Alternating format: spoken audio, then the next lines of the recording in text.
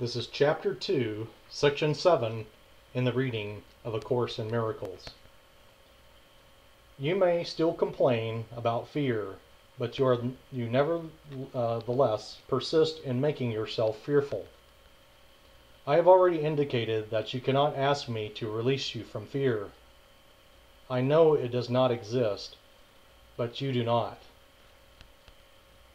If I intervene between you and your thoughts and their results, I would be tampering with the basic law of cause and effect, the most fundamental law there is. I would hardly help you if I depreciated the power of your own thinking. This would be in direct opposition to the purpose of this course. It is much more helpful to remind you that you do not guard your thoughts carefully enough. You may feel that at this point it would take a miracle to enable you to do this, which is perfectly true. You are not used to miracle-minded thinking, but you can be trained to think that way. All miracle workers need that kind of training. I cannot let you leave your mind unguarded, or you will not be able to help me. Miracle working entails a full realization of the power of thought in order to avoid miscreation.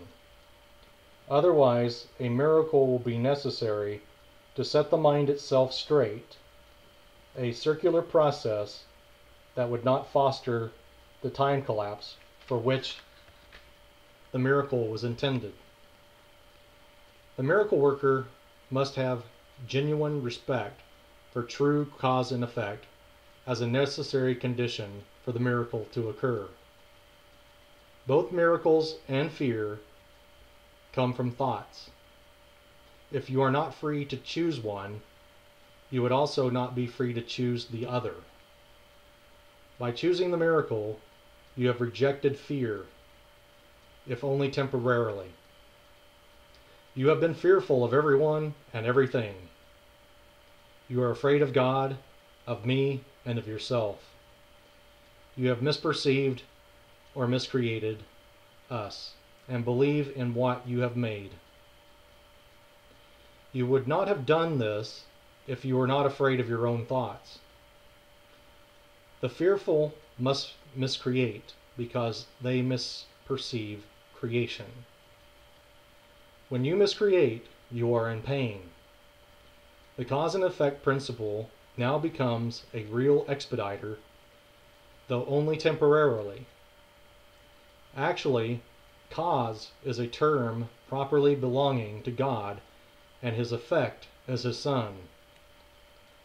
This entails a set of cause and effect relationships totally different from those you introduce into miscreation. The fundamental conflict in this world, then, is between creation and miscreation. All fear is implicit in the second, and all love in the first. The conflict is therefore one between love and fear. It has already been said that you believe you cannot control fear because you yourself made it, and your belief in it seems to render it out of your control. Yet any attempt to resolve the error through attempting the mastery of fear is useless.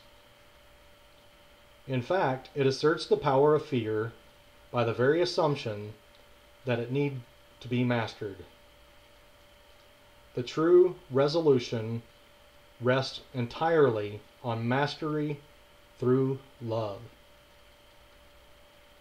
In the interim, however, the sense of conflict is inevitable, since you have placed yourself in a position where you believe in the power of what does not exist. Nothing and everything cannot coexist. To believe in one is to deny the other.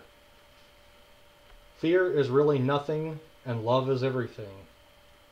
Whenever light enters darkness, the darkness is abolished. Whenever light enters darkness, darkness is abolished.